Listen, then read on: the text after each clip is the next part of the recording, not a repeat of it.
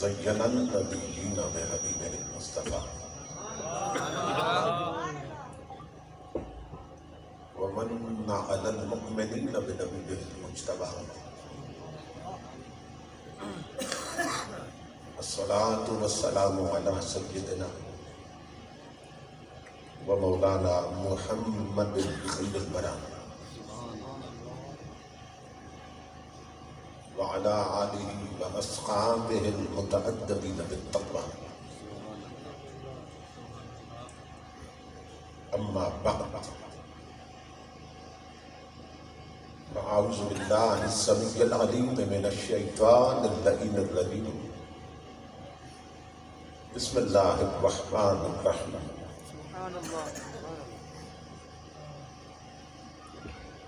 لقد كان لكم في رسول الله أسوة حسنة سبحان اللہ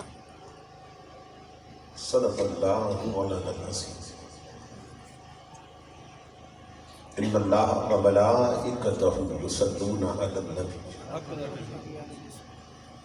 يا أيها الذين آمنوا صلوا عليه وسلموا تسليما الصلاة والسلام عليك يا سيدي يا رسول الله وعلى آلك وصحبك يا سيدي يا رسول الله الصلاة والسلام عليك يا سيدي يا رسول الله وعلى آلك وصحبك يا سيدي يا رسول الله الصلاة والسلام عليك يا سيدي يا رسول الله وعلى آلك وصحبك يا سيدي رائے کے سر احترام خطیب اہل سنت حضرت علامہ محمد عمر نقشبندی صاحب دامت برکاتہ العالیہ، خطیب اسلام حضرت مولانا قاری احمد نواز صاحب، خطیب اسلام حضرت مولانا محمد بابر جلالی صاحب، خطیب اسلام حضرت مولانا قاری محمد ذوالقرنین صاحب، خطیب اسلام حضرت مولانا مفتی محمد عادل جلالی صاحب اور دیگر معزز مشائخ و علماء کرام، محترم حاضرین و سامعین، اللہ رب العزت کا لاکھ لاکھ شکر ہے جس نے اپنی توفیق خاص سے آپ کو اور مجھے آج کی اس عظیم الشان تقریب سعید میں حاضری کا شرف عطا کیا اور اپنا اور اپنے محبوب مکرم صلی اللہ تعالیٰ علیہ وسلم کا ذکر پاک اور پیغام عظیم سننے اور سنانے کی توفیق عطا فرمائی۔ اس عظیم الشان پروگرام کے انعقاد پر جو شادی کے موقع پہ عام رسم اور رواج سے ہٹ کے انتہائی عقیدت اور محبت سے قائم کیا گیا ہے، میں آپ تمام حضرات کی خدمت میں بالعموم مجاہد ملت حافظ محمد بلال جلالی صاحب اور استاذ العلماء محسن اہل سنت خطیب اسلام حضرت علامہ مفتی عامر جاوید رضوی صاحب زیدہ مجدو اور ان کے تمام رفقا کی خدمت میں بالخصوص دل کی اتھا گہرائیوں سے ہدیہ تبریک و تحسین پیش کرتا ہوں اور دعا کرتا ہوں کہ اللہ رب العزت ان کی اس کاوش کو اپنی پاک بارگاہ میں قبول و منظور فرمائے۔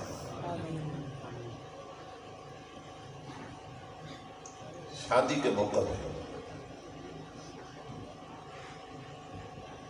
اس طرح کی پاکیزہ مجلس کو قائم کر لینا یہ اللہ رب العزت کی خاص توفیق کے بغیر ممکن نہیں ہے۔ ان کا یہ قدم لائق سر تحسین بھی ہے اور دوسروں کے لیے قابل تقلید بھی ہے۔ شادی کے موقع پہ عام رواج سے ہٹ کے نبی اکرم صلی اللہ تعالی علیہ وسلم کے ذکر پاک کی مجلس قائم کر کے ان لوگوں نے یہ ثابت کر دیا ہے کہ شادی یوں بھی ہو سکتی ہے، بلکہ میں تو کہوں گا کہ شادی یوں ہی ہوتی ہے۔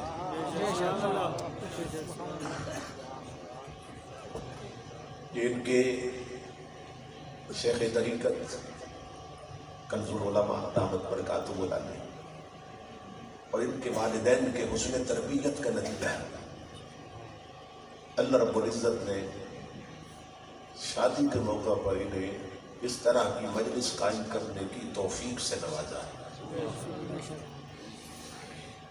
یہ بات عطا جب ہوتی ہے جب خاص عنایت ہوتی ہے۔ فتنوں کے اس دور میں، دینی غفلت کے اس دور میں اور بے حسی کے اس دور میں اس طرح کا قدم اٹھانا یہ بہت بڑا جہان ہے۔ ہمارے ہاں جو شادیوں کا کنسپٹ بن چکا ہے، جو عام تصور بن چکا ہے، وہ آپ کے سامنے کہ ہماری میجارٹی شادیوں کو اس طرح قائم کرتی ہے کہ جس نے خوشی دی ہے اسی کو ناراض کر بیٹھتے ہیں۔ اولاد اللہ دیتا ہے، حادثات سے بچاتے ہوئے وہی پروان چڑھاتا ہے اور شادی کے مرحلے تک وہی لاتا ہے۔ تو جس نے اسے جوان کیا، حادثات سے بچایا اور شادی کے مرحلے تک پہنچایا، تو ہماری اکثریت شادیاں اس انداز سے کر رہی ہے، اسی ذات کو ناراض کر بیٹھتے ہیں۔ اور یہ انسان کی بد نصیبی کا بہت بڑا وقت ہوتا ہے اور بہت برا وقت ہوتا ہے کہ جس نے نعمت دی ہے وہی اس پہ لعنتیں بھیجنے لگتا ہے، اور جس رسول کے سبب سے یہ گرم ہو رہا ہے وہی رسول ناراض ہو جائے۔ آج ہماری اکثریت کی شادیاں اسی طرح ہو رہی ہیں اور مزاج اس حد تک بگڑ چکے ہیں کہ جب کوئی کہتا ہے کہ شادی کے موقع پہ میں نے ڈھول نہیں بجانا، میں نے میوزک نہیں چلانا، میں نے راگ باجے ختم کرنے، تو خاندان کے ہی کئی افراد بولنے لگ جاتے ہیں یہ شادی نہ ہوئی ہے تو پھر ماتم ہو گیا۔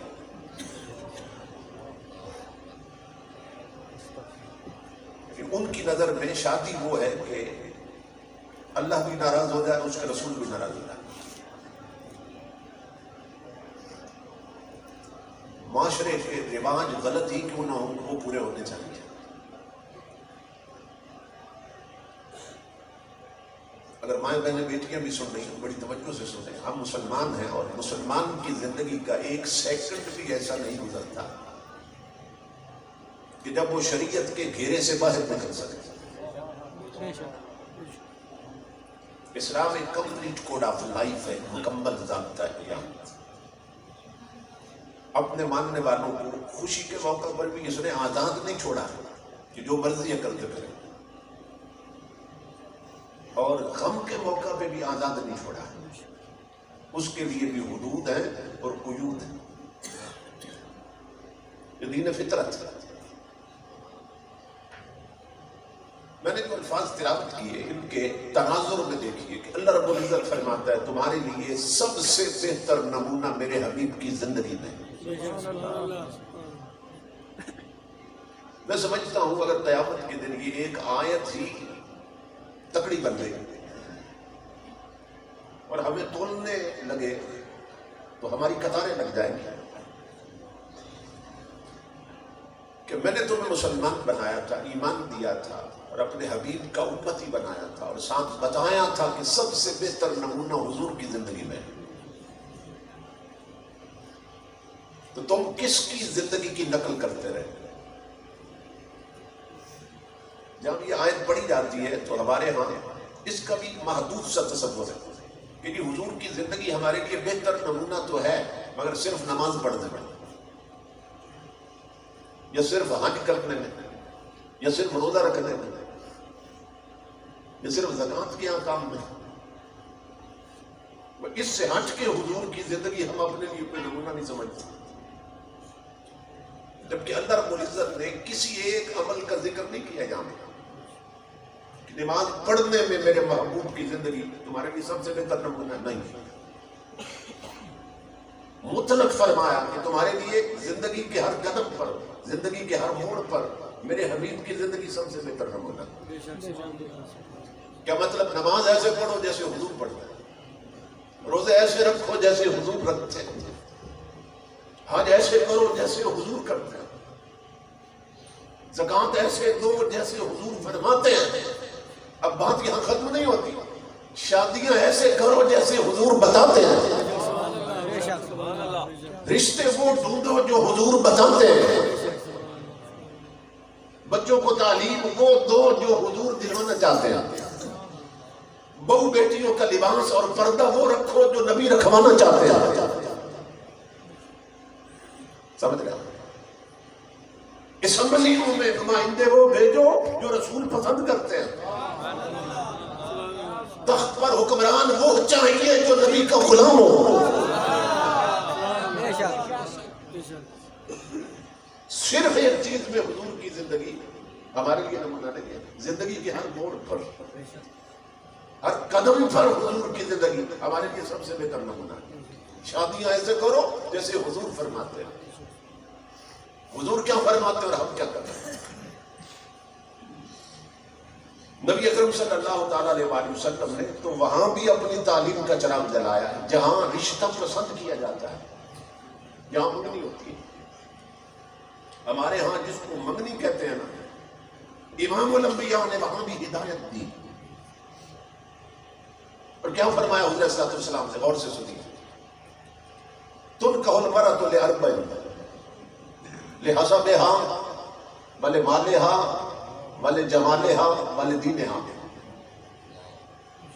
امام الانبیاء فرماتے ہیں کہ کوئی بھی رشتہ جب پسند کیا جاتا ہے نا تو چار چیزوں میں سے کوئی ایک شے پسند کی ہوتی ہے، کوئی ایک شے پسند ہوتی ہے اور رشتہ قبول کر لیتے ہیں، لڑکی والے ہوں یا لڑکے والے ہوں، ان چار چیزوں میں سے کوئی ایک شے دیکھتے ہیں تو رشتہ پسند کر لیتے ہیں۔ نمبر ایک لحسبها، اونچا خاندان دیکھتے ہیں، کئی لوگ تو رشتہ پسند کر لیتے ہیں، خاندان اونچا، ان سے رشتہ داری جڑ جائے گی اس لیے رشتہ کرنا۔ کچھ لوگ ہیں ولمالها، وہ دولت دیکھتے ہیں، دولت کے پجاری ہوتے ہیں، وہ دولت دیکھتے ہیں، رزق بہت آئے گا، رزق بہت ہے ان کے پاس اس لیے رشتہ قبول کرنا۔ ولجمالها، تیسری چیز حضور فرماتے ہیں، یا پھر حسن دیکھتے ہیں، خوبصورتی دیکھتے ہیں، لڑکا خوبصورت ہے، لڑکی خوبصورت ہے، اس لیے رشتہ پسند کرتے ہیں۔ چوتھی چیز ولدینها، امام الانبیاء فرماتے ہیں جو میرے سچے غلام ہیں اور کھرے امتی ہیں، وہ صرف اونچا خاندان نہیں دیکھتے، وہ صرف مال نہیں دیکھتے، وہ صرف جمال نہیں دیکھتے، وہ سب سے پہلے دیکھتے ہیں کہ اس گھر میں نبی کا دین کتنا ہے، وہ دیکھتے ہیں اس گھر میں نبی کی شریعت کتنی ہے۔ امام الانبیاء نے چار چیزوں کا ذکر فرما کے آخر میں کیا فرمایا؟ فاظفر بذات الدین، فرمایا میرے امتیوں صرف حسن نہ دیکھنا، مال نہ دیکھنا، اونچا خاندان نہ دیکھنا، فرمایا اگر دین والے مل جائیں، حضور فرما رہے ہیں اگر دیندار مل جائیں تو فرمایا انہیں کبھی نہ چھوڑنا، دنیا بھی سمر جائے گی، آخرت بھی سمر جائے گی۔ تو میں مبارکباد دیتا ہوں دونوں خاندانوں کو، سمجھ رہے ہیں، کہ دونوں طرف دین ہے ماشاءاللہ. لڑکی بچی کے بارے میں مجھے علم ہوا کہ عالمہ ہے اور لڑکا عبداللہ میاں آپ کے سامنے بیٹھے. اللہ رب العزت نے ایک ایسا جملہ بنا دیا.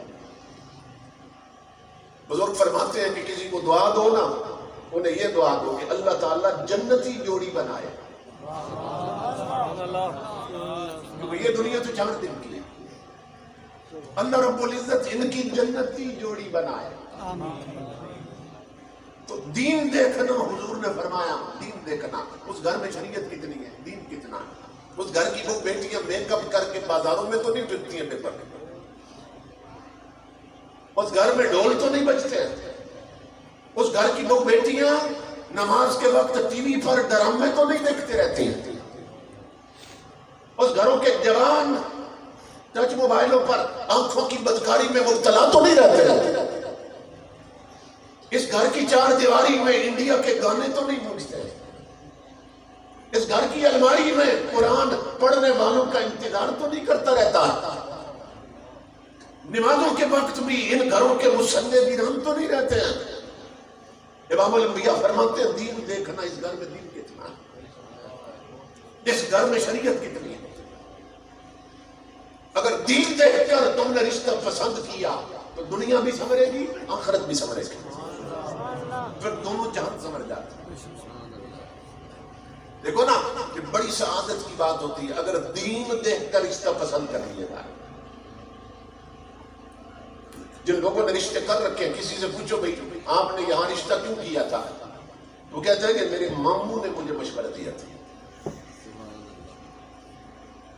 کہ ماموں نے جانتے تھے, ماموں کہتے ہیں اچھے لوگ ہیں یہاں رشتہ کر لو, میں نے کر لیا.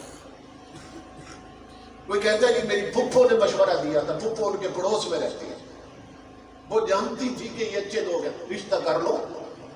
کوئی کہتا ہے میرے دادا جان نے مجھے مشورہ دیا, یہ اچھے لوگ ہیں رشتہ کر لو. اور جس نے دین دیکھ کر رشتہ پسند کیا وہ کہہ سکتا ہے میں نے اپنے نبی کے مشورے سے رشتہ کیا. مجھے میرے رسول نے فرمایا تھا دین دیکھو تو رشتہ کر لیا.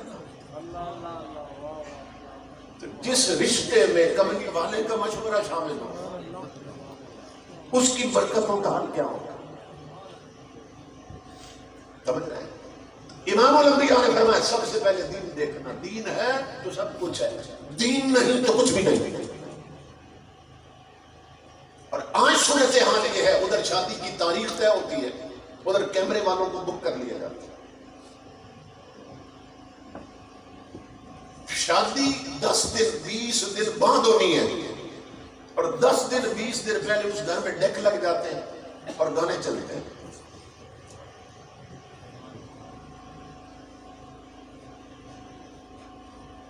کیا ہے, گھر میں شادی ہو رہی ہے, شادی نہیں ہو رہی, بربادی ہو رہی ہے.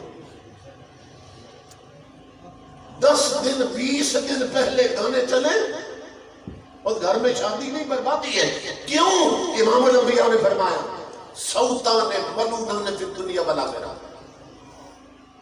حضور نے فرمایا 2 آوازیں اللہ کو اتنی ناپسند ہیں کہ جس جگہ سے وہ آواز اٹھتی ہے نا اوپر بلند ہوتی, اوپر سے اللہ کی لعنت برستی. اللہ کی لعنت برستی ہے, وہ آوازیں اللہ کو اتنی ناپسند ہیں. کون کون سی آوازیں؟ رنت عند مصیبت ومزمار عند نعمت. کسی گھر میں کوئی فوت ہو جائے, موت ہو جائے کسی, تو جب میت پر اونچی آواز میں عورتیں چیختی چلاتی ہیں اوپر سے اللہ کی لعنت برستی ہے. اس لیے ماں بہنیں بیٹیاں غور سے سنیں, جو رونا آتا ہے نا بے اختیار رونا, اس پر پابندی نہیں ہے شریعت. نوحے نہیں پڑھ سکتے, مرثیے نہیں پڑھ سکتے, سمجھ گئے. اونچی آواز میں چیخ اور چلا نہیں سکتے. کیوں؟ اس لیے کہ عورت کی آواز کا بھی پردہ ہے. یہ ذہن میں رکھیں, عورت اپنی آواز بلند کرے اور غیر محرموں کے کانوں تک جائے جان بوجھ کر, اس پر لعنت برستی ہے. اس لیے کہ عورت کی آواز کا بھی پردہ ہے. میری مائیں بہنیں بیٹیاں بتائیں, کیا عورت مسجد میں آذان دے سکتی؟ حالانکہ آزان دے گی، اس نے اللہ اکبر ہی کہنا نا، وہی کہے گی جو مرد کہتے ہیں، وہی لفظ کہے گی، مگر شریعت نے اجازت نہیں دی کہ عورت مسجد میں آزان دے، حالانکہ اللہ کا نام بلند کرے گی، اور عورتیں مؤذن بن جائیں تو نمازی بھی بڑھ جائیں گے، لیکن اجازت نہیں، مولا تیرا نام بلند کرے گی، عورت آزان کیوں نہیں دے سکتی؟ اللہ فرما رہا ہے مجھے وہ اپنی عبادت بھی قبول نہیں جس میں عورت کا پردہ خراب ہو جائے گا۔ تھوڑی آواز اللہ فرماتا ہے مجھے وہ اپنی عبادت بھی قبول نہیں جس میں عورت کا پردہ خراب ہو جائے۔ یہی سبب ہے امام الانبیاء کے غلاموں، جب ہم نماز شروع کرتے ہیں تو ہاتھ یہاں تک اٹھاتے ہیں، کہ عورتیں بھی یہاں تک اٹھاتی ہیں؟ کیوں نہیں؟ اللہ کی بندگی کے لیے کھڑی ہے، منہ قبلے کی طرف ہے، جسم پاک ہے، جگہ پاک ہے، مصلی پاک ہے، کپڑے پاک ہیں، مردوں کی طرح ہاتھ کیوں نہیں اٹھاتی ہیں؟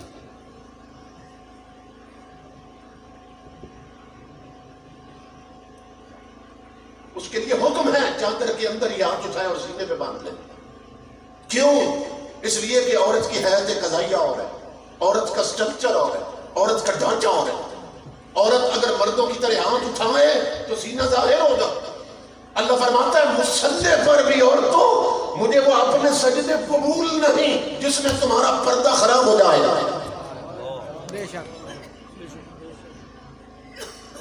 جسے مصلی پہ پردہ نہیں ہونے دیتا وہ بازاروں میں بھی پردہ پھری اور میک اپ کر کے پھر رہی ہے۔ جو آزان نہیں دے سکتی، آزان نہیں دے سکتی، وہ شادیوں پر ڈھولکی کی تھاپ پہ گانے گا رہی ہے۔ چڈے خبر دے پیام میں محمد عربیز۔ تو امام الانبیاء فرماتے ہیں میت پر جو عورتیں چیختی ہیں اونچی آواز میں، چلاتی ہیں، اوپر سے اللہ کی لعنت برستی ہے۔ اور دوسرا، کسی گھر میں خوشی کا موقع ہو، کسی کو اللہ کوئی نعمت دے، منگنی ہو، عقیقہ ہو، ولیمہ ہو، بارات ہو، شادی ہو، اور اس گھر میں گانے چلے، ڈھول ڈھمکوں کی آواز آئے، رانگ بازوں کی آواز آئے، میوزک اور موسیقی کی آواز آئے، امام الانبیاء فرماتے ہیں اوپر سے اللہ کی لعنت برستی ہے۔ اب جن شادیوں پر 10 دن 20 دن پہلے گھروں میں ڈیک لگتے اور گانے چلتے ہیں، بتائیے شادی کے دن تک کتنی لعنتیں سمیٹ چکے ہوتے ہیں۔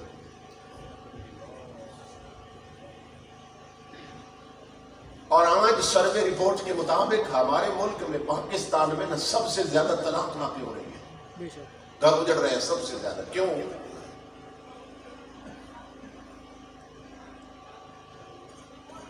6 مہینے نہیں گزرتے، سال نہیں گزرتا شادی کو، خامن طلاق دے دیتا ہے، یا یہ ہے کہ بیوی خلا کے لیے عدالت پہنچی ہوتی ہے کہ میری جان چھڑاؤ، میں نے نہیں رہنا۔ سب سے زیادہ طلاق واقع ہو رہی ہے۔ کیوں؟ اس لیے کہ امام الانبیاء کی حدیث پاک ہے الغناء ينبت النفاق فی القلب کما ينبت الماء الزرع۔ حضور فرماتے ہیں یہ جو گانے ہیں، گانے یہ دلوں میں اس طرح کھوٹ اور منافقت پیدا کرتے ہیں جس طرح پانی سے کھیتی اگتی ہے۔ پانی دو تو کھیتی بڑھتی ہے۔ جس سوسائٹی اور معاشرے میں گانے عام ہو جائیں، نغمے عام ہو جائیں، گیت عام ہو جائیں، وہاں لوگوں کے دلوں میں کھوٹ اور منافقت پیدا ہو جاتی ہے۔ پھر کئی چچا اور ماموں ہاتھ ملتے ہیں، پھر کئی پھپھو اور خالائیں ہاتھ ملتی ہیں، کہتی ہیں بڑا خرچہ کیا تھا، مگر ان دونوں کی آپس میں بنی کوئی نہیں۔ کہتے ہیں بڑا پیسہ خرچ کیا تھا، ناچنے والیاں بھی بنوائی تھی، ڈول ڈھمکے بھی بجائے تھے، پر ان کی بنی کوئی نہیں۔ وہ ان کی کیسے بنے نادان؟ پیچھے مڑ کے دیکھ، ان کی شادی کے دن تھے، کیا تو نے اپنے رب رسول سے بنا کے رکھی تھی؟ جن دنوں میں ماں باپ اور بڑے بزرگ گھر کے اولاد کے لیے رحمتیں مانگتے ہیں، ان دنوں میں بھی تم لعنتیں کما رہے تھے۔ اب ان کی کیسے بنے آپس میں؟ تم نے ان کی زندگی میں نحوستیں بھر دی ہیں، زندگی میں لعنتیں بھر دی ہیں، اب کیسے بنے ان کی؟ ہم کس راستے پہ چل رہے ہیں؟ آج ہر کوئی کہہ رہا ہے کہ خون سفید ہو گئے، بھائیوں میں خلوص نہیں رہا، دوستوں میں وفا نہیں رہی۔ پتہ نہیں لوگوں کو کیا ہو گیا؟ مدینے سے آواز آ رہی ہے نادان 15 صدیاں پہلے میں نے تجھے وجہ بتائی تھی، جب کوئی گھر گاموں سے خالی نہیں تو کوئی دل منافقت سے خالی کیسے ملے؟ شادی کو ہم نے بربادی بنا دیا ہے۔ رسم مائیاں ہوتی تھی نا، رسم مائیاں، اصل میں یہ کیا تھا اور ہم نے اس کو کیا بنا دیا؟ جی مائیاں کی رسم ہو رہی ہے، وہ ہوتا یہ تھا، مائی کہتے ہیں ایک بوڑھی عورت، سمجھ رہے ہیں؟ تو مائیاں کیا تھی؟ رسم مائیاں کیا تھی؟ 4 5 نا یا 10 بوڑھی عورتیں اکٹھی کر لیتے تھے جنہوں نے زندگی کی دھوپ چھاؤں دیکھی ہوتی تھی، اور جس دلہن کی شادی ہوتی تھی وہ لڑکی ان کے سپرد کر دیتی تھی۔ وہ 2 3 گھنٹے نا مائیاں بیٹھ کر اسے نصیحت کرتی تھی کہ یوں کرنا ہے، یوں نہیں کرنا ہے، سمجھ رہے؟ اب تیرا سسر جو ہے وہ تیرے باپ کی جگہ پہ، سانس جو ہے وہ تیری ماں کی جگہ پہ، تو جس طرح اپنے ماں باپ کی جلی کٹی سنتی رہی نا، اسی طرح ان کی بھی سن لینا۔ وہ مائیاں نصیحت کرتی تھی، اب مائیاں سے ہم نے کیا بنا دیا؟ اصل رسم مائیاں یہ تھی، اور ہم مائیاں کیا کر رہے ہیں کہ رب بھی ناراض، رسول بھی ناراض۔ ان سے بڑا بد نصیب کوئی نہیں کہ جس گھر میں شادی ہو اور خدا لعنت بھیج رہا ہو، رسول لعنت بھیج رہا ہے۔ میں حیران ہوتا ہوں، لوگوں کی عقل ماری جا چکی ہے۔ یہ گانے سن سن کے نا، فلمیں دیکھ دیکھ کے، ٹچ موبائلوں نے جو رہی کسر تھی وہ بھی نکال دی۔ دیکھو جب کانٹ بنتے ہیں نا، شادی کے لیے کانٹ بنتے ہیں، سب سے پہلے یہ ہوتا ہے گھر والے بیٹھتے ہیں جن کے ہاں شادی ہو، ہاں جی کتنے باراتی ہونے چاہیے، کس کس کو دعوت دینی ہے، سب کے نام لکھتے ہیں۔ بندہ 100 ہوگا، 150 ہوگا، 200 ہوگا، نام لکھتے ہیں کس کس کو دعوت دینی ہے۔ تو گھر میں سے کوئی بولتا ہے وہ پھپھو ناراض ہے بڑے عرصے سے، کیا ان کا نام بھی لکھنا ہے؟ تو گھر میں کوئی بزرگ بولتا ہے، وہ کہتا ہے ان کا نام بھی لکھ لو، شادی کے موقع پہ کوئی بات نہیں، جو روٹھے انہیں منا لیتے ہیں۔ جو کہتا ہے ماموں ناراض ہے، تو کیا ان کا نام بھی لکھ لوں؟ تو کہتے ہیں لکھ لو، انہیں بھی ضرور بلانا ہے، منا لیں گے، روٹھے ہیں تو راضی کر رہے ہیں۔ ہم کتنے احمق ہیں اور کتنے نادان، اور روٹی ہوئی پھپھو کو منا لیا شادی، ماموں ناراض تھا اسے منا لیا شادی، اور اس شادی سے پہلے جو رسول راضی تھے انہیں ناراض کر دیا، اور جسے راضی رکھنا تھا اسے ناراض کر دیا۔ تو نے خدا ناراض کر دیا، تو نے پھپھو منا لی، تو نے ماموں منا لیا، اور رب اور رسول کو ناراض کر دیا۔ اس شادی میں برکتیں کہاں سے آئیں گی؟ اس میں رحمتیں کہاں سے آئیں گی؟ اور ہمارے ہاں لوگ یہ سمجھتے ہیں کہ لعنت کوئی دیوار ہے جو اوپر گر جائے گی۔ ہزاروں کام لعنت والے کر رہے ہیں، زندگی میں نحوستیں بھر چکی ہیں، برکت کہاں سے آئے، سکون کہاں سے ملے؟ کہیں ساس بہو کے جھگڑے ہیں، کہیں بھائیوں بھائیوں کے جھگڑے ہیں، کہیں اڑوس پڑوس کے جھگڑے ہیں، کہیں خامد اور بیوی کے جھگڑے ہیں۔ دلوں کی دنیا اجڑ چکی، باطن مسخ ہو گئے ہیں، کہاں سے محبت آئے، کہاں سے پیار آئے؟ میرے دادا جی رحمت اللہ تعالیٰ علیہ یہ شعر پڑھ کے روتے بھی تھے، رلاتے بھی تھے کہ خبر حدیثوں میں جس کی آئی وہی زمانہ تو آ رہا،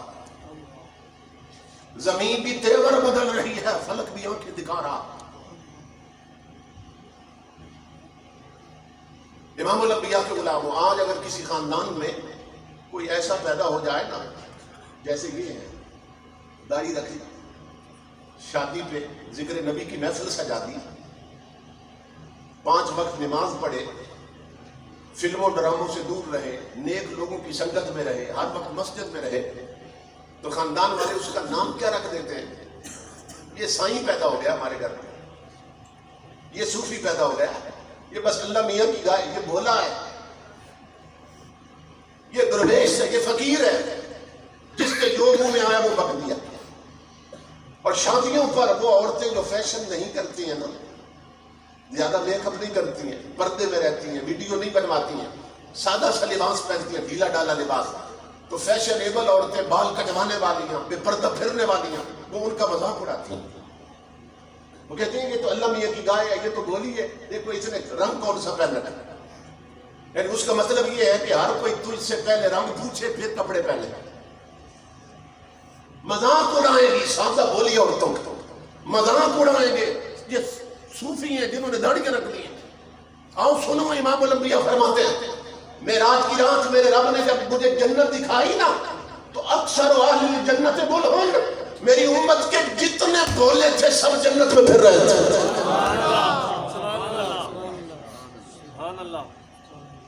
یہ جتنی فیشنیبل ہیں سب جہنم میں، یہ جتنے شریعت سے ٹکر لینے والے ہیں سب جہنم میں. آقا فرماتے جتنے سادے تھے میری امت، جتنے بولے لوگ سب جنت میں پھر رہے تھے. آج ہمارے ہاں یہ تصور ہی نہیں ہے، لعنت تو کوئی اہمیت نہیں دی جا رہی.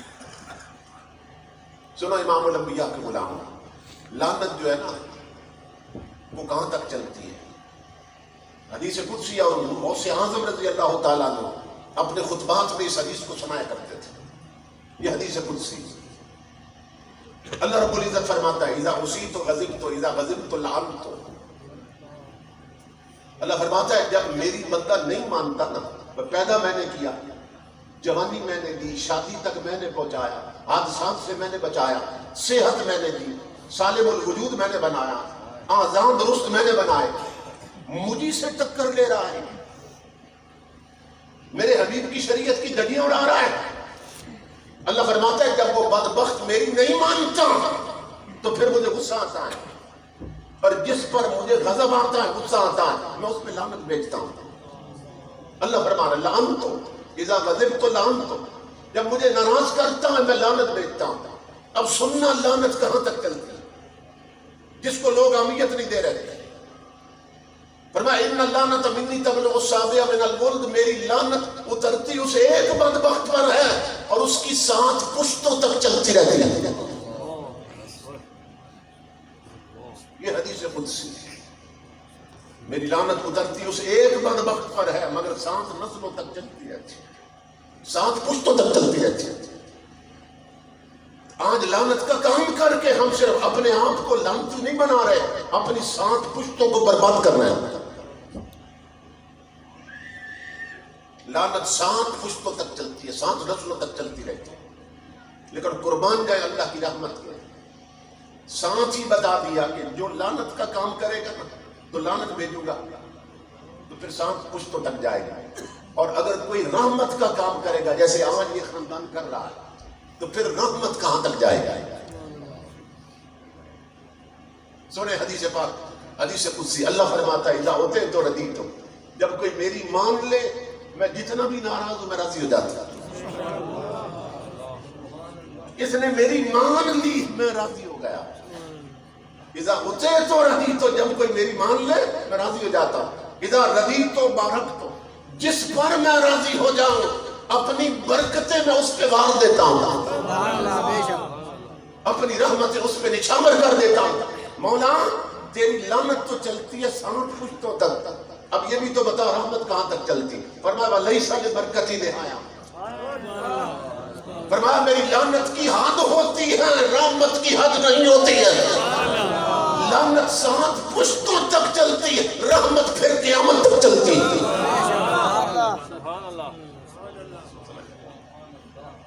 اس لیے یہ آپ کے ہاتھوں میں ہے، اپنی اولاد کی شادیوں پر لعنت کماؤ یا رحمت کماؤ، اپنے اختیار میں جو چاہے ان کی زندگی میں کر.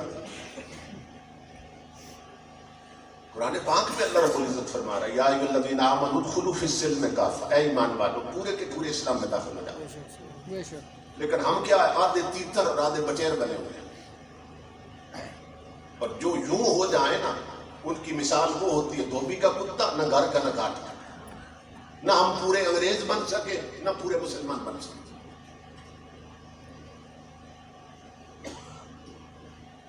دو چہرے ہیں، 2 روپ ہیں شریعت کے میدان میں.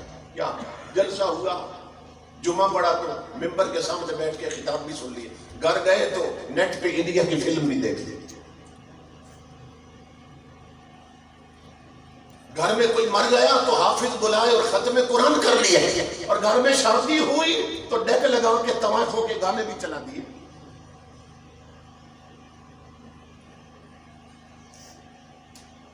اب ہماری صورتحال یہ ہو چکی ہے، اس حد تک حالات خراب ہو چکے ہیں کہ ہوتا یہ ہے کہ میں نے عرض کیا ادھر تاریخ طے ہوئی، ادھر کیمرے والے بک کر لیا کہ فلاں تاریخ کو ہمارے گھر میں شادی ہے، تو نے کیا کرنا ہے، تو نے کیمرے لے کے کون جانا ہے، ہمارے گھر کی بہو بیٹیاں بنی سنوری ہوں گی، سب کی ویڈیو بنانی، وہ جس کا نام غیرت ہے گئی تیمور کے گھر سے۔ اقبال نے کہا تھا، علامہ اقبال کا، سب کی ویڈیو بنانی، فوٹو بنانی، اور جو سب سے زیادہ سمری ہوگی نا اس کی سب سے زیادہ ویڈیو بنانی ہے۔ جب دلہن کو جب رشتہ مانگا تھا، کیا کہہ کے مانگا تھا ان سے کہ آپ کی بیٹی کو ہم اپنی بیٹی بنانا چاہتے ہیں، تو جس کو اپنی بیٹی بنا کے لائے تھے اسے چراغ خانہ کی بجائے تو نے شمع محفل بنا دیا، کہ جس کی عزت ہے جب بارات پہنچتی ہے نا گھر دلہن کو لے کے، دولہا تو ابھی مبارک لے رہا ہے، ابھی دوستوں سے مل رہا ہے، مہمانوں سے مل رہا ہے، اندر سہیلیاں اس کو بٹھاتی ہیں سجے ہوئے کمرے میں، ابھی جس کی عزت ہے اس نے نہیں دیکھی، اور غیر محرم لونڈے اس کی ویڈیو اور فوٹو بھی بنا کے لے گئے، غیر پہنچ گئے فوٹو بنانے کے لیے، جس کی عزت ہے اس نے ابھی خود نہیں دیکھی ہے۔ اور نادان سہیلیاں، بے وقوف اور احمق سہیلیاں، وہ کیا کرتی ہیں، وہ کہتی ہیں کیمرے والے کو ذرا سامنے سے بنانا، کیونکہ 7 لڑا ہار بھی آنا چاہیے، لاکٹ بھی آنے چاہیے، اگر کسی شریف خاندان میں بچی پر کپڑا کرا رکھا ہوگا یا چادر تو وہ سہیلیاں چادر ہٹا دیتی ہیں کہ سامنے سے یہ ہار بھی بنا، وہ نادان یہ بھول جاتی ہیں کہ کیمرہ صرف ہاروں کی تصویر نہیں لے گا، اس کے سینے کی بھی لے گا، پھر اس کے ہاتھ الٹ پلٹ کے یہ مہندی بھی دکھاؤ، پھر اس کی انگوٹھیاں دکھاؤ، وہ کیمرہ فوکس کر رہا ہے، کبھی ہونٹ دکھا رہا ہے، کبھی سائڈ پوز لے رہا ہے، کانٹے دکھا رہا ہے، کبھی اس کی ہار اور چھاتیاں دکھا رہا ہے، اور پھر ہر ایک کی ڈیمانڈ ہے یہ سی ڈی ہمیں بھی تیار کروا کے دینی ہے، اس کی کاپی ہمیں بھی دینی ہے۔ 1000 بندہ آیا شادی میں، 1000 کیسٹ تیار ہو گئی، 1000 گھروں میں پہنچی، 1000 گھر والے بیٹھ گئے، اپنے بھی غیر بھی، نہ محرم بھی محرم بھی، وہ سی ڈی چلی 1000 گھروں میں، کبھی فارورڈ کر رہے ہیں، کبھی ریورس کر رہے ہیں، کبھی سٹاپ کر کے روک رہے ہیں، خبر ہی نہ ہوئی کہ ایک گھر کی عزت کتنے گھروں میں برباد ہو گئی، کسی کو کانوں کان خبر نہ ہو۔ پھر لکھا ہے کہ معزز خاندان کی شادی ہوتی، عزت کی دھڑیاں اڑا دی تم نے، 1000 گھروں میں تمہاری عزت برباد ہو گئی، 1000 آنکھوں نے دیکھا، کئی بری نظریں اٹھی، کئی حسد کی نظریں اٹھی، کیا بچا؟ انجام غلامی کیا کہ یہ بربادی سے بربادی ہے۔ جو درس بطحا نے دیا وہ درس پڑھانا بھول گئے، عبرت کا مرکہ یہ پستی اور قابل حیرت یہ مستی، اوروں کو جگانا یاد رہا، خود ہوش میں آنا بھول گئے۔ ہوش کرو خدا کے لیے، یہ کماہتیں بند کرو، شادیاں کرو، شادی پر درس قرآن رکھ دو، شادیاں کرو، النکاح من سنتی، شادی حضور کی سنت، تو جس نبی کی سنت ہے اس نبی کا درس حدیث رکھ دو شادی بھی۔ اللہ کی عزت کی قسم، اگر شادی ہوگی شریعت کے مطابق تو تمہاری شادی میں کملی والے بھی شریک ہوں گے، تمہاری خوشیوں میں تمہارے نبی بھی شریک ہو جائیں گے، خدا کی رحمت بھی شریک ہو جائیں گے۔ شادیاں اصحاب رسول بھی کرتے تھے، وہ جوان بھی تھے، شادیاں بھی کرتے تھے، مگر ان کا حال کیا تھا؟ حضور کے جوان سے آبی ہے، شادی کی پہلی رات تھا، جن کی تربیت حضور نے کی تھی، جنہیں دین حضور نے سکھایا تھا، ان کا حال یہ تھا، شادی کی پہلی رات، پہلا تو اس نے ٹائم ٹیبل ایسا بنایا دولہے نے، بارات لے جانے کا، دلہن کو گھر پہنچانے کا، تاکہ کوئی نماز بھی قضا نہ ہونے پائے۔ دلہن گھر چھوڑی، عشاء بھی حضور کے پیچھے پڑی دولہے نے۔ جب حضور نماز پڑھا چکے، اپنا رخ انور پھیرا صحابہ کی طرف، عبداللہ بھی بیٹھا ہے، گفتگو شروع ہو گئی، اس دولہے کو یاد ہی نہیں کہ آج میری سہاگ رات، جس کے سامنے چہرہ مصطفیٰ ہو. اعلیٰ حضرت کہتے ہیں کون آنکھوں میں جچے دیکھ کے طلبہ تیرے قدموں میں جو ہے غیر کا منہ کیا دیکھے, اور کون آنکھوں میں جچے دیکھ کے طلبہ تیرا. قربان جائیں اعلیٰ حضرت کی شاعری پر, اعلیٰ حضرت کے ادب پر. ادھر پوری دنیا کے حسینوں کے چہرے رکھے ہیں نا, تو کمپیئر کرتے ہوئے, کمپیریزن کرتے ہوئے سامنے حضور کا چہرہ نہیں لایا. ایک طرف پوری دنیا کے حسینوں کے منہ رکھے ہیں, ادھر حضور کے پاؤں کا تلوہ رکھا ہے مقابلہ. اور عرض کرتے ہیں مدینے والے, جو تیرے پاؤں کے تلووں کا حسن دیکھتے ہیں وہ حسینوں کے منہ دیکھنا بھول جاتے ہیں. تیرے قدموں میں جو ہے غیر کا منہ کیا دیکھے, کون نظروں میں جچے دیکھ کے تلوہ تیرا. تو وہ تو حضور کا چہرہ دیکھ رہا ہے دنیا, اسے یاد ہی نہیں کہ آج میری سہاگ رات تھی. امام الانبیاء نے گفتگو لمبی ہو گئی, گفتگو ختم فرمائی, دعا فرمائی حضور نے, اور مسکرا کر فرمایا تیری تو آج سہاگ رات ہے, جاؤ دلہن انتظار کر رہی ہوگی. وہ صحابی, جوان صحابی چل پڑا. امام الانبیاء کے غلاموں گھر پہنچا, دروازہ کھولا اس نے, دلہن کے کمرے میں پہنچا, جوتے اتارے, چارپائی پہ قدم رکھا. اب مدینہ پاک کا شہر ہے, دونوں جوان ہیں, شادی کی پہلی رات ہے, سہاگ رات. ادھر دلہن کا گھونگھٹ اٹھانے کے لیے دولہے کا ہاتھ بڑا گھونگھٹ کی طرف ہے کہ چہرے سے کپڑا ہٹائے اور اپنی شریک زندگی سے کوئی محبت بھری بات کرے. قریب تھا کہ دونوں جوان جذبے آپس میں ہم کلام ہوتے, کوئی محبت بھری بات کرتے. ادھر دولہے کا ہاتھ گیا نا گھونگھٹ کی طرف, ادھر مدینے کی آبادی سے بلال حبشی کی آواز آ گئی جو اعلان کر رہے تھے, مدینے والوں تمہیں حضور بلا رہے ہیں. کیوں؟ جہاد کے لیے حکم اترایا, تم نے اپنی گردنیں قربان کرنی ہے حضور کے قدموں پر, تمہیں حضور بلا رہے ہیں مدینے والوں. قربان جائے اس جوان پر. جب کانوں میں آواز آئی نا تو جو ہاتھ گیا تھا نا گھونگھٹ کی طرف, وہ ہاتھ پیچھے آتا ہے, قدم چارپائی سے اتر آیا, جوتے پہن کر دیوار کی طرف گیا, تلوار لٹک رہی تھی, اسے اٹھا کر باہر نکلنے لگا. دلہن دوڑ کر قدموں سے لپٹ گئی. کہا جوان, شادی کی پہلی رات, ابھی تو نے میرے چہرے سے نقاب نہیں الٹی, ابھی کوئی محبت بری بات نہیں کی. او میرے سرطان, مجھے چھوڑ کے کہاں جا رہا ہے؟ جوان نے جھٹکا دیا اور دامن چھڑا کر کہا, نادان لڑکی, مجھے مت روک, مجھے میرے سرطان نے بلایا. اگر تیرے سر کا سائیں میں ہوں تو حضور میرے سر کے سائیں ہوں, اگر تیرا سر تاج میں ہوں تو وہ آقا میرے سر کا تاج. مجھے میرے آقا بلا رہے ہیں. جوان لڑکی بہانے تراشنے لگی. کہا رات رک جائیں, صبح جہاد ہوگا, صبح جائیں گے قافلے, آپ صبح چلے جائیں. اس نے کہا نادان, حضور کا بلاوا میرے کانوں میں آ چکا ہے, آواز آ چکی ہے, حضور بلا رہے ہیں. یہ تو ایک سہاگ رات ہے, ہزاروں راتیں بھی ہوں تو مصطفیٰ کے بلاوے پہ قربان ہوں. اس کا نام ہے ایمان اور اسلام. آج ہمارے جوان کرکٹ میچ نہیں چھوڑتے, جمعے کی نماز چھوڑ دیتے.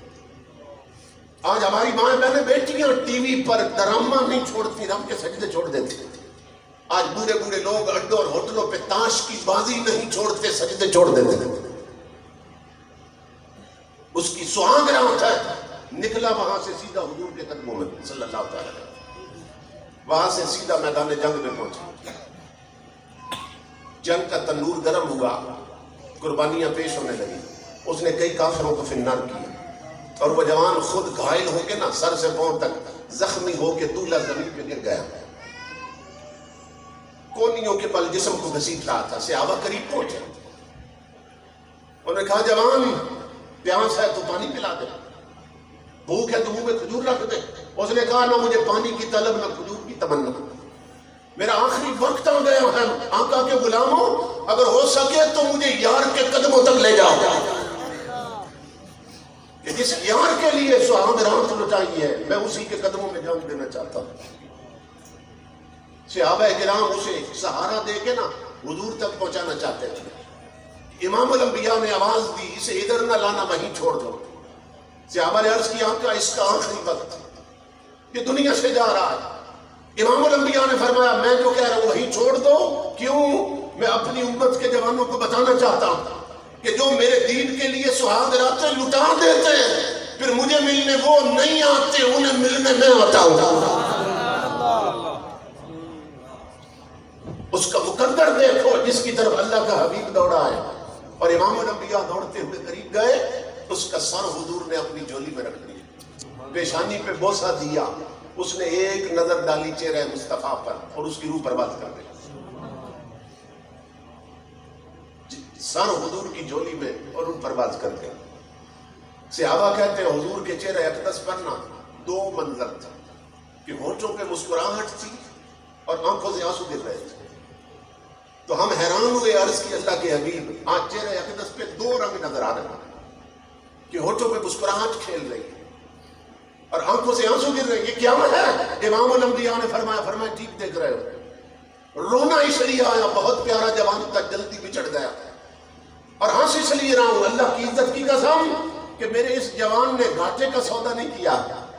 میری آنکھیں دیکھ رہی ہیں، اس نے دنیا کی ایک عورت قربان کی ہے، اللہ نے 70 حور جنت اس کی بیوی بنا کر میدان میں اتار دی ہے، جو اس کی روح کا استقبال کر رہا ہے. امام الانبیاء جانتے ہیں کہ حضور کے دین کے لیے کون کتنی قربانی دے رہا ہے. اس لیے میرے آقا کے غلاموں یہی موقع ہوتے ہیں جب امتی کا پتہ چلتا ہے اس کا تعلق حضور سے کتنا ہے. بہادر شاہ ظفر ایک بادشاہ گزرا ہے مگر اس نے بات بڑی فقیروں والی کی ہے. وہ کہتا ہے ظفر آدمی اس کو نہ جانیے گا وہ کتنا ہی صاحب فہم و ذکا.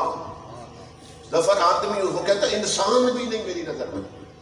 ظفر آدمی اس کو نہ جانیے گا وہ کتنا ہی صاحب فہم و ذکا جسے عیش میں یاد خدا نہ رہی، جسے تیش میں خوف خدا نہ رہا. آج صورتحال دیکھ دیجیے اور حضور کی تعلیمات کیا ہے. میرے آقا نے فرمایا میں نے جلس الی قینۃ یسمع منھا صب فی اذنہ الآن کو یوم القیامہ. فرمایا جو کسی گانے والی کا گانا سنے، آج شادیوں پر ناچنے والیاں بلا لیتے ہیں، گانے والیاں بلا لیتے ہیں. میرے آقا نے فرمایا جس نے کسی گانے والی کا گانا سنا، اس کے اڈے پہ جا کے سنا یا اسے اپنی شادی پہ بلا کے سنا یا اس کی سی ڈی اور کیسٹ لگا کے سنا، کیونکہ اصل جرم ہے سننا. حضور فرماتے ہیں جس نے گانے والی کا گانا سنا قیامت کے دن جہنم کی آگ میں سیسا پگھلا کر اس کے دونوں کان بھر دیے جائیں گے.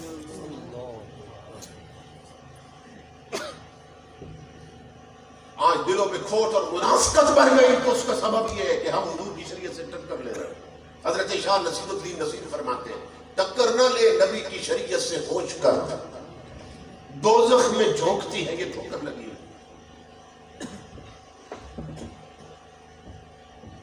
اس لیے میرے آقا کے غلاموں اپنے آپ کو حضور کے دروازے پہ لاؤ، حضور کی چوکھٹ سے جڑ جاؤ، تن سے من تک حضور کی شریعت کے رنگ میں رنگ جاؤ. تو میں عرض کر رہا تھا دادا جی فرماتے تھے خبر حدیثوں میں جس کی آئی وہی زمانہ تو آ رہا ہے، زمین بھی تیور بدل رہی ہے، فلک بھی آنکھیں دکھا رہا ہے.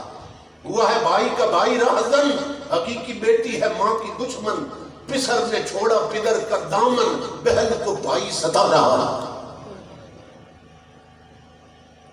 پرائے کو اپنا مال سمجھے اور حرام کو ہم حلال سمجھے، کرے گناہ اور کمال سمجھے. بتاؤ دنیا میں کیا رہا ہے؟ لوگ گانے چلا کر ناچنے والیاں بلا کر فخر کرتے، کرے گناہ اور کمال سمجھے. حرام کو ہم حلال سمجھے، کرے گناہ اور کمال سمجھے. بتاؤ دنیا میں کیا رہا ہے؟ کھڑے ہیں سب میں سب ہاتھ باندھے اور خیال میں ہیں سب اپنے اپنے. امام مسجد سے کوئی پوچھے نماز کس کو پڑھا رہا ہے؟ ان سب ہاتھ باندھے کھڑے ہیں، کسی ایک کا تصور توجہ بھی اللہ کی طرف نہیں ہے. کھڑے ہیں سب میں سب ہاتھ باندھے، خیال میں ہے سب اپنے اپنے. امام مسجد سے کوئی پوچھے نماز کس کو پڑھا رہا ہے؟ تو میں اس پورے خاندان کو مبارک دیتا ہوں کہ جنہوں نے فتنوں کے اس دور میں ثابت کر دیا کہ شادی یوں ہی ہوتی ہے. یہ ذہن میں رکھیں، یہ طریقہ ہے شادی کرنے کا کہ اس شادی میں اللہ کی رحمتیں بھی شامل ہو جائیں، حضور صلی اللہ علیہ وسلم بھی شریک ہو جائیں. تو میں مبارکباد دیتا ہوں اس لیے میرے آقا کے غلام. اور یہ جو چناؤ ہے یہ بہت بڑا اللہ کا انعام اور احسان ہے. عرب کا ایک شاعر کہتا ہے، بس میں آخری بات عرض کر رہا ہوں، میں بڑی فتح کی بات کی، اپنے بچوں کو بچھا کر کہنے لگا کہ میں مر بھی جاؤں تو میرا احسان نہ بھولنا، کیونکہ تم ابھی پیدا بھی نہیں ہوئے تھے تو میں نے احسان کر دیا تھا. بڑی عجیب بات کی اس نے. تو بچے کہنے لگے، ابا جی جب کوئی ہو تو اس پہ احسان ہوتا ہے. تو آپ کہہ رہے ہیں ہم ابھی پیدا بھی نہیں ہوئے تھے تو آپ نے احسان کر دیا تھا. تو وہ کون سا احسان کیا؟ تو وہ عرب کے شاعر مفکر کہتے ہیں، وہ کہتے ہیں میں نے انہیں کہا کہ وہ احسان یہ ہے کہ میں نے تمہارے لیے ایک دین والی ماں کا رشتہ پسند کیا تھا. میں چاہتا تو کوئی بازاری لے آتا، چاہتا تو کوئی فیشن کرنے والی لے آتا، چاہتا تو کوئی میک اپ کر کے بے پردہ پھرنے والی لے آتا. یہ میرا احسان ہے کہ میں نے دین والی شرم و حیا والی ماں کا رشتہ پسند کیا تھا. تو میرے آقا کے غلام ہو جنہیں اللہ نے دین کا در دیا ہے، کوشش کرو حضور کے دین کا سہارا بن جاؤ. اپنے اترے ہوئے دوپٹے پھر واپس لانے، آنکھوں کا چھینا ہوا حیا پھر واپس لانا، ہم نے پھر معاشرے پر محمد عربی کی شریعت کا رنگ چڑھانا. یہ ہوگا تب ہماری آئیڈینٹی قائم رہے گی، اسلام کا تشخص قائم رہے گا. ورنہ جیسے ٹرانسجینڈر بل پیش ہو رہے ہیں نا، آگے اس سے بڑی بلائیں آنے والی ہیں. یہ بل بلا میں بدل جائے گا کہ لڑکا چاہے تو آپریشن کروا کے لڑکی بن جائے، لڑکی چاہے تو لڑکا بن جائے. یہ بل وہ پیش کرنا چاہ رہے ہیں کہ جن کے کانوں میں اذان ہوئی ہے، جنہوں نے مسلمان ماؤں کا دودھ پیا، لیکن تعلیم انگریز کی تھی، اس لیے حضور کی شریعت سے ٹکر لے رہے ہیں. وہ جنس تبدیل کرنے کی بات کر رہے ہیں، یہاں کپڑے بدلنے پر کملی والے نے لعنت بھیجی ہے. لباس بدلنے پر حضور نے لعنت بھیجی ہے. صحابہ کہتے ہیں ممبر پہ آقا فرما رہے ہیں، لعن رسول اللہ صلی اللہ علیہ وآلہ وسلم الرجل یلبس لبسۃ المرأۃ والمرأۃ تلبس لبسۃ الرجل. ممبر پر حضور فرما رہے تھے کہ صرف رحمت بن کے آئے. آقا فرما رہے تھے میری امت کے ان مردوں پر لعنت ہو کہ جنہیں رب نے مرد بنایا اور وہ کپڑے عورتوں جیسے پہنتے ہیں، اور میری امت کی ان عورتوں پر لعنت ہو جنہیں رب نے عورت بنایا اور وہ کپڑے مردوں جیسے پہنتی ہیں. یعنی وضع قطع میں، تراش خراش میں اور جال ڈال میں وہ مرد نظر آتے ہیں، مردوں کی طرح بے پردہ پھرتے ہیں. تو اللہ رب العزت اس خاندان پر اپنی خصوصی رحمت نازل فرمائے کہ جن کے سبب سے کافی دیر سے آپ حضرات یہاں تشریف فرمائیں. دیکھیں نا، اگر کوئی ناچ گانے کی محفل ہوتی، ہر آنے والا بھی لعنتیں کما کے جاتا اور اکٹھی لعنتیں سب کی اس کے سر پہ بھی ڈالی جاتی. یہ کیسی مبارک شادی ہے، آنے والے جتنی دیر بیٹھے ہیں جنت کے باغ میں بیٹھے ہوئے، اور اٹھیں گے تو رب کی رحمتیں لے کے اٹھیں گے. اللہ تعالیٰ انہیں بابرکت بنائے، ان رشتوں کو مبارک کرے، باہمی محبت اور مودت نصیب فرمائے، اور دو خاندانوں کا یہ جو ملاپ ہے اس کو مزید برکتوں سے نوازے. وما علینا الا البلاغ.